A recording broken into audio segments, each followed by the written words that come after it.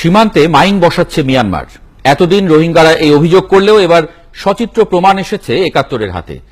তামরু সীমান্তের জিরো লাইনের কাছে মিয়ানমারের সেনাবাহিনীকে মাইন ও বুবি ট্র্যাপ নামে পরিচিত ফাঁদ পাততে দেখা গেছে। এই মাইন বিস্ফোরণেই হতাহত হচ্ছে রোহিঙ্গারা, যাদের অনেকেই চট্টগ্রাম সহ বিভিন্ন হাসপাতালে ভর্তি হয়েছেন। পারভেজ রেজার বিশেষ রিপোর্ট।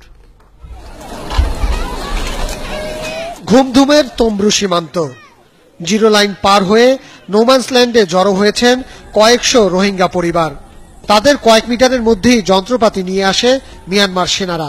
শুক্রবার বাংলাদেশ প্রান্ত থেকে ধারণ করা এই ছবিতে দেখা যাচ্ছে তারা মাটির নিচে মাইনের মতো কিছু একটা স্থাপন করছে।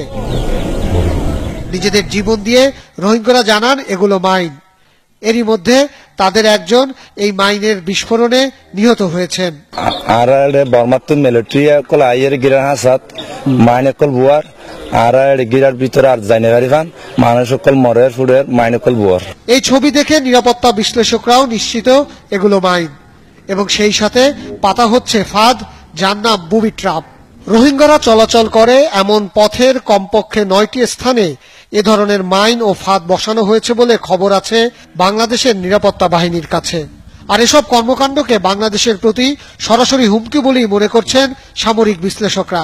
মিয়ানমারের সাথে বাংলাদেশের এখন যে রিলেশন সেটা এই পর্যায়ে যদি আমি বলি যে হোস্টিলিটির পর্যায়ে চলে গেছে, নাহলে মাইন বিছানোর কোনো কারণ আমি দেখছি না। তার মানে কি মিয়ানমার মনে করে যে বাংলাদেশ অ্যাটাক করবে? তার মানে একটা হোস্টাইল ভাব তারা তৈরি করছে। সেটা তো আপনার বর্তমান আন্তর্জাতিক প্রেক্ষাপটে নট অ্যাকসেপ্টেবল। চট্টগ্রাম হাসপাতালে চিকিৎসাধীন আহত ৩ রোহিঙ্গা বলেছেন মাইন বিস্ফোরণে তারা আহত হয়েছেন। আমি তুলি মেলা মারিছে, ঠ্যাং ভাঙা গেছে, ঠ্যাঙের পা ভাঙা গেছে, খুব মারি আন্তর্জাতিক গণমাধ্যমেও এসেছে মিয়ানমারের মাইন পাতার খবর। প্রমাণ পেয়েছে অ্যামনেস্টি ইন্টারন্যাশনালও। এক বিবৃতিতে তারা জানিয়েছে আহত এক নারীর ক্ষতবিক্ষত পা পরীক্ষা করে বিশেষজ্ঞরাও নিশ্চিত হয়েছেন ভূমি মাইনের বিস্ফোরণেই তিনি আহত হয়েছেন। পারভেজ রেজা, ৭১, ঢাকা।